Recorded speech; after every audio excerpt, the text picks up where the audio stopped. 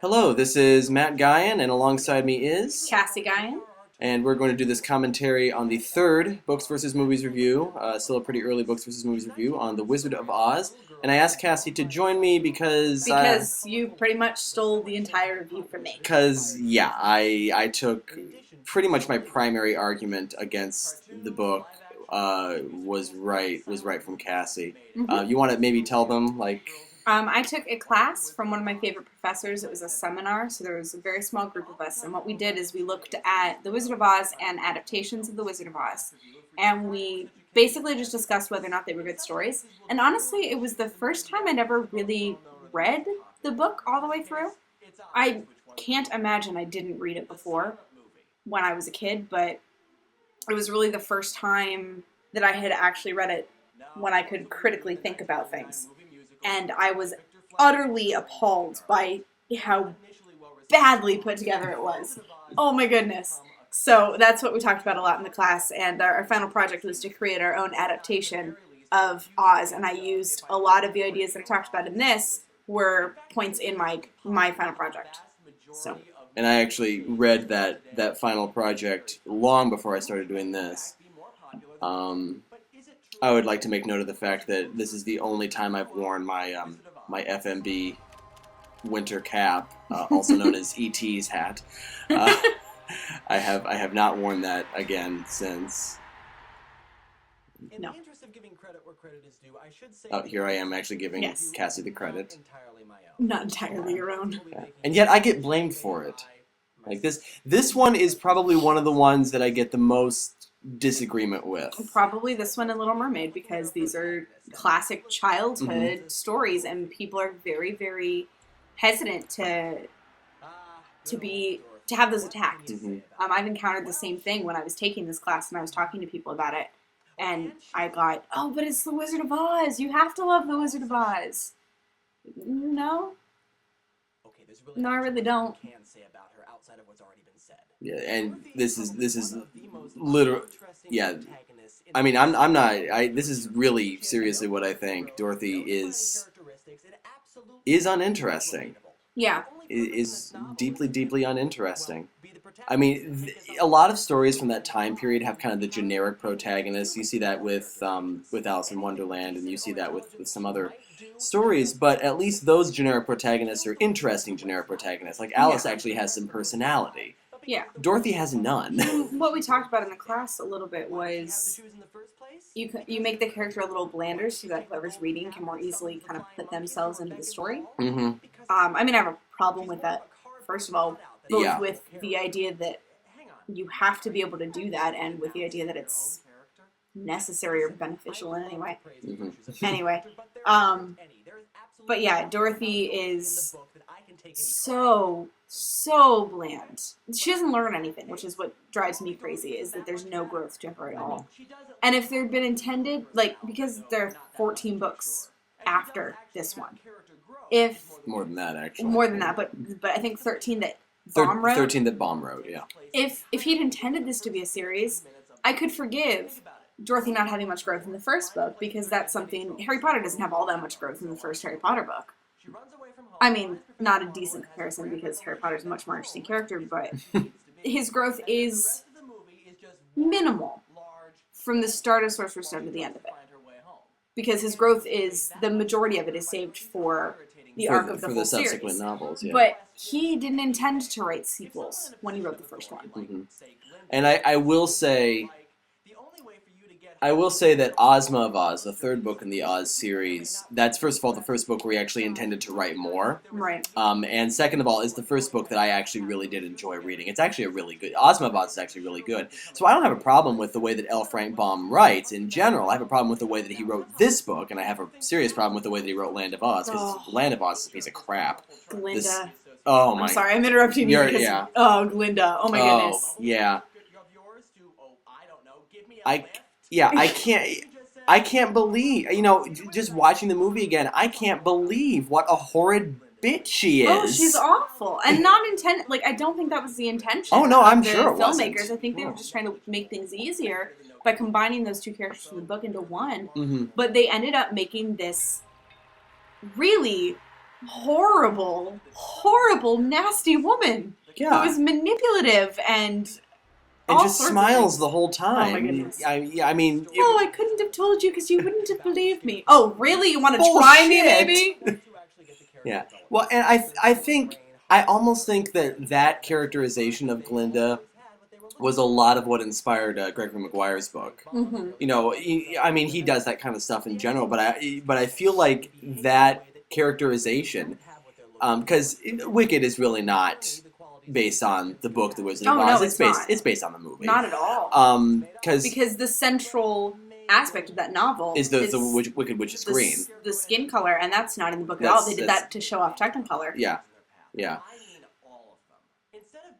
Yeah.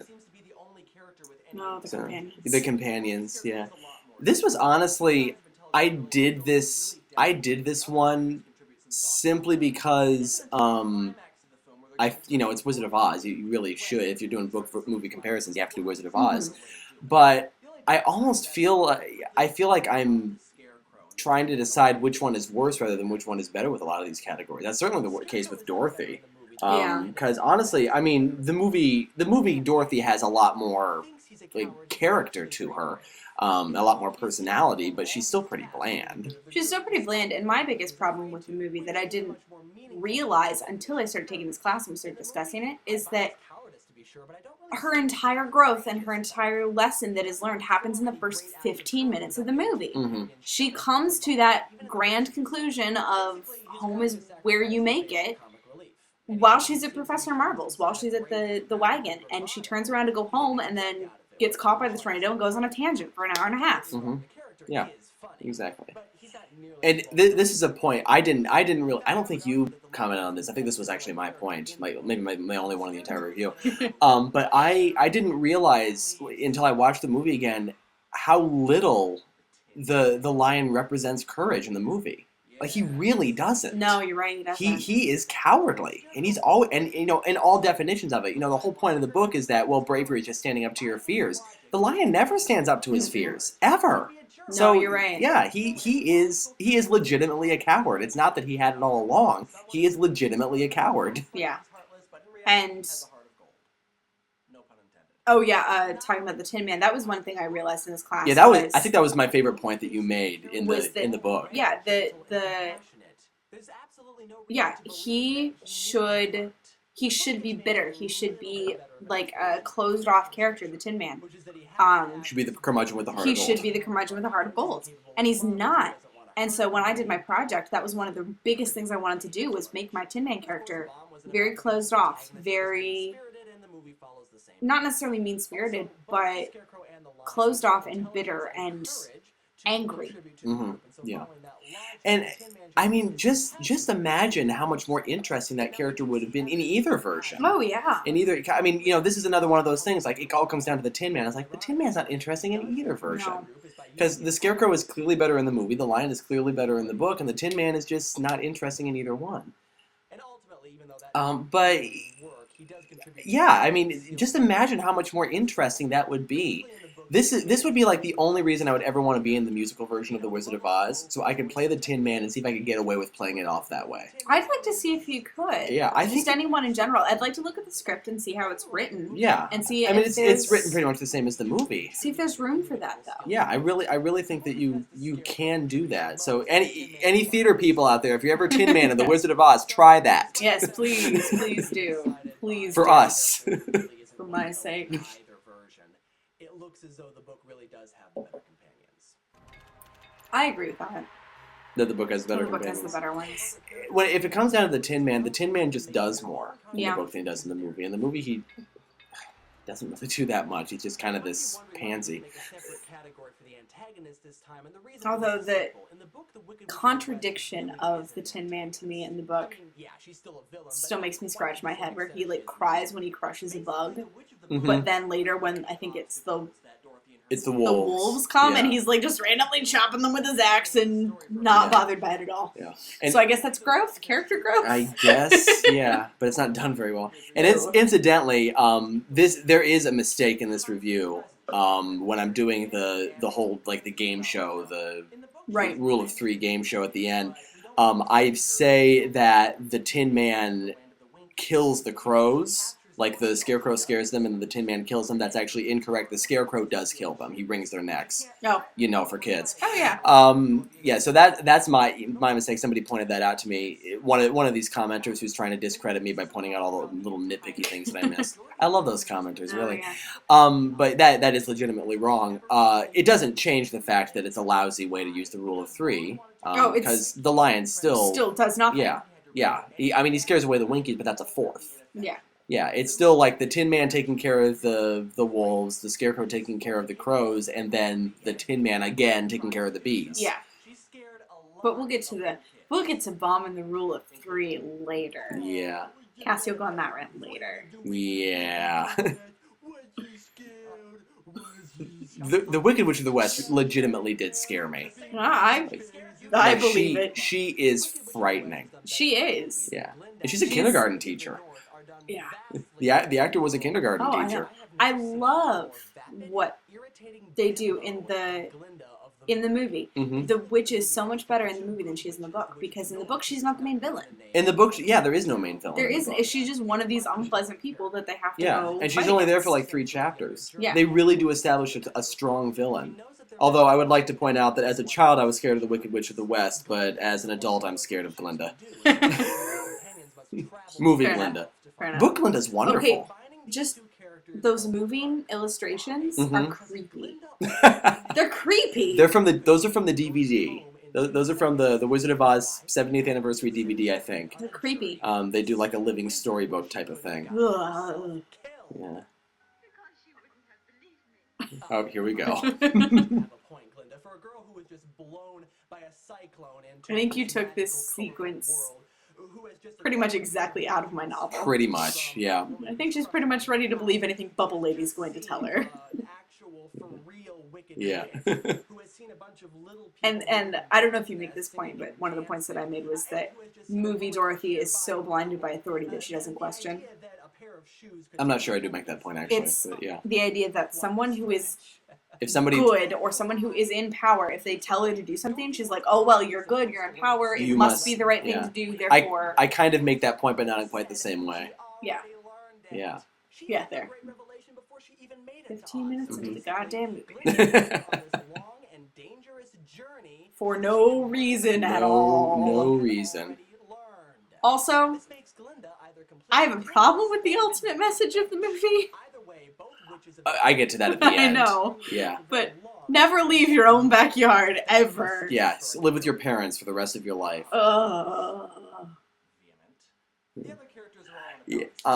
Did you know that they colored the horses with Jello powder? I did know that, yes.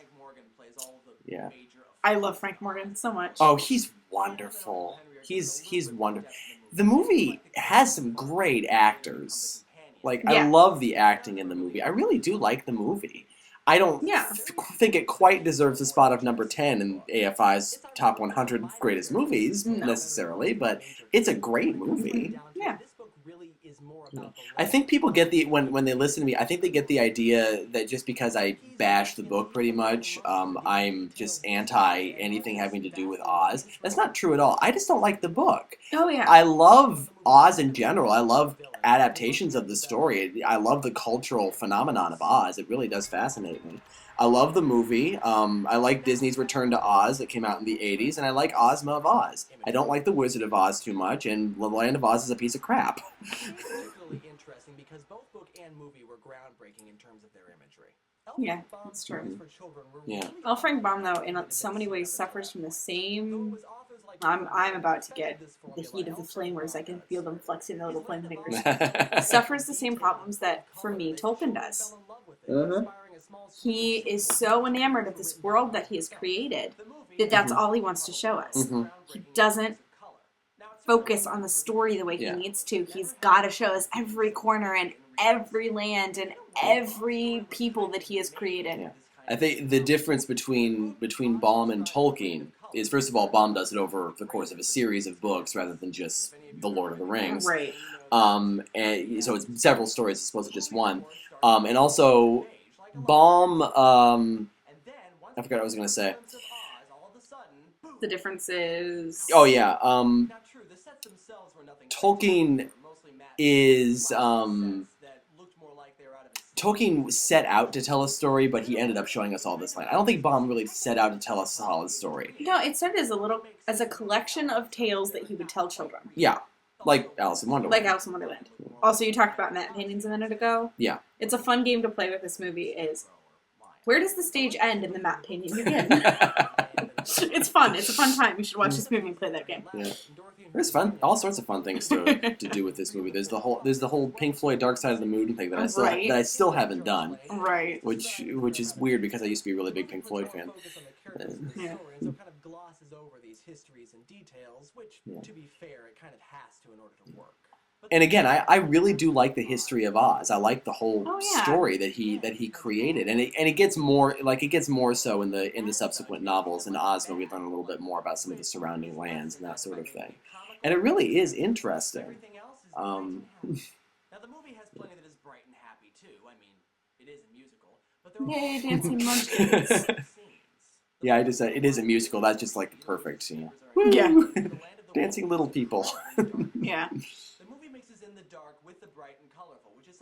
And this is again something that I realized as I was rewatching the movie is that it is pretty dark. Oh yeah. And again, it did frighten me as a child. I watched it in like kindergarten for the first time. And I have a classmate who won't watch this movie because she has a legitimate phobia of it. It gives her panic attacks or anything to do with this movie. She's why we couldn't go see Wicked in London. Oh yeah. Because she would not have been able to do it. Oh, no contest. Yes, you are. Yes, you are. Yeah. This is one of those instances where you know almost from the start that one or the other is going to win. Books versus movies, I mean, it's a competitive type of review, but oftentimes you'll know going in which one is going to win. Like, when I do the Harry Potter review, everyone knows book is going to win. Right. I mean, I'll talk up the movie, and I'll say what good things the movie has done, but book is going to win. Everyone knew Time Traveler's Wife was going to win. There are a few where you don't know the outcome. The tiebreakers usually don't know what the outcome is going to be. Several times over. Oh my god. Oh my god. I went on a rant about that in the middle of the class.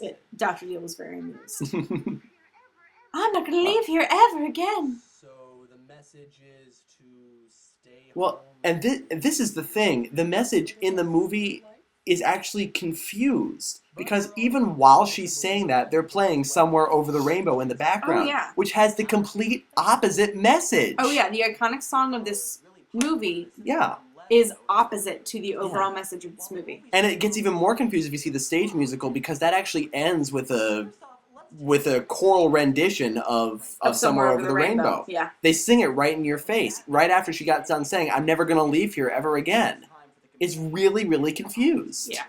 See, in the movie, they don't get the literal items. They get proof that they already had them. Oh, I hated that in the book. It's like, here, you have brains now. I just shoved oatmeal into your head. Yeah, this was done so much better. Like, they actually did try to have a point for these characters. Yes, thank you. Yeah, since it is their story. Oh, and once they get the representations, once they're proved that whatever, then they go on this journey to the south, and it's seriously like 20 more pages before they finish the damn story. Yeah. It's so frustrating. Yeah. Went on a rant about that in the middle of class too. But you need that momentum to carry you through to the end of the story, because you've had this triumphant moment and it's got to end with Dorothy getting sent home. You've had the triumph, now you need the reward, and instead you have to read 20 more pages. Let's go see more of Oz. Rehashing more of Oz and rehashing this message of, they had what they were looking for all along. Oh, they had what they were looking for all along. Guess what? They had what they... Okay, I get it. Thank you. Shut up. Well, and here's the thing that you notice in the sequels, and I mentioned this in my Books versus Movies review of the Oz sequels. We got it, Frank. Thanks. Yep. But one thing you notice is that once the Scarecrow gets his brain and the Tin Man gets his heart, they start exhibiting the worst possible aspects of it. The Tin Man becomes vain, and the Scarecrow becomes arrogant. The Lion is actually the only one that still says, "Oh, it didn't work." Like he actually says, I'm still a coward. I'm still as cowardly as ever. It didn't work for him, and he knows that. He knows that he's still a coward. And that's why the lion is so interesting to me in the book. Oh, yeah, no, he is. He definitely is. Oh, here comes the game. Yay! This was fun to do. Oh, Rule of 3. No. Rule of 3 is so important to storytelling. It's like the most basic building block of good storytelling. Yeah, and you see it everywhere. You don't even realize that you're reading it unless it's so off like this. Like this. Yeah, even then you might not realize what's wrong, but you realize this doesn't seem right. Like, Yeah. when I was reading this for the first time of them visiting Oz, actually visiting the Wizard of Oz, I was reading it. I was like, something about this just doesn't seem right. Oh, I get a lot of use out of that whiteboard. Yes, you do. But yeah, it drives me crazy because he sets it up so perfectly with the 3 things to frighten and the 3 fears that are inherent with these people. Yeah, you would think, how do you miss it that spectacularly? It'd be one thing if they were just completely random items, but they're not. But it's like, you have fire and you have the scarecrow. How do you not pair those 2 together? Oh, the girl is holding a heart-shaped balloon. Yes. That's left over from Stranger. Yes. Doesn't make sense. Yeah. It doesn't make sense. And that whole business with the scarecrow being afraid of only fire, that being the only thing he's afraid of, that never comes back. Yeah.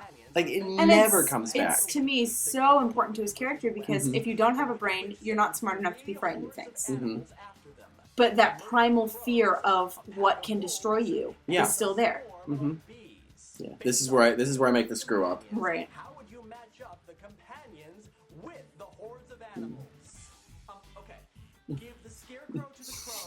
I love how into it Hatter's getting. I know, right?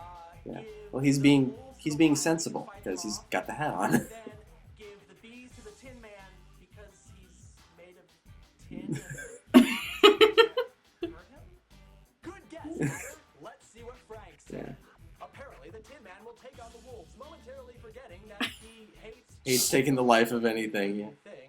And in fact cried over stepping on a beetle earlier in the book. The Scarecrow will, in fact, scare away the crows, and then the Tin Man will kill them. No, the Scarecrow does. Kills them. The Scarecrow wrings their necks. Together to protect the others from the bees, completely leaving the lion out. No, wait. The lion is still left out. Yes, he is. In the 4th category, the lion will scare away the Winkies. No, sorry, you lose, Frank. Thanks for that. In short, And regular Matt gives up. Yeah. His inability to have a coherent and Yeah, it just boggles my mind. Boggles my mind. Yeah. This is how Dr. Deal amuses himself these days if I go in to talk to him. It's by bringing up L. Frank Baum and watching me get incensed about the Rule of 3. And its abuse. Yes, of course. Yeah, but yeah, movie's better. It is. It is. And it's a good movie. It is a good movie. Well, yeah. I mean, I knew. I don't know where this came from, this song I'm going to sing. I really don't. It's just like a... Sometimes I come up with lyrics in my head and I just can't... I have to see it through to its natural conclusion. When this land bomb did explore, he could have told a better story, but sadly he did not. Do-do-do-do-do-do. But it could have been wonderful. We need to do another song. Yes. Wondrous if it only had a plot. I was thinking of doing... Like, they have those historical raps on YouTube. That's like Einstein versus Stephen Hawking. Yeah. I was thinking of doing something like that with books versus movies. Predicament. Do-do-do-do-do-do. Yeah, those are kind of creepy, aren't they? They are creepy. Look at those. Later, if she only had dramatic and compelling character development. And yes, I see that it was he. This is one of my friend's biggest arguments. Well, he gets very upset when I start hashing out about Wizard of Oz because he loves it. but it was so important to children's literature, and Frank Baum was a pioneer and a trendsetter, and I don't deny that, nor do I take it for granted, and I am very appreciative that he actually set out to write a book specifically for kids. But that doesn't change the fact that he wrote a bad book. Yeah. I mean, honestly, yes, it's Oh, those iconic. field mice! Those field mice, that makes me so angry. So angry. He set them up. I think they came back in a sequel, but again, he didn't intend to write a sequel. He set them up perfectly and then didn't use them. Nope. Oh, it makes me so mad. Blooper. Incidentally, this was the first tiebreaker, but it wasn't really much of a tiebreaker because it was just 1-1. Right. Yep, I'm done. That's all. Thanks, Ta-cha. everybody.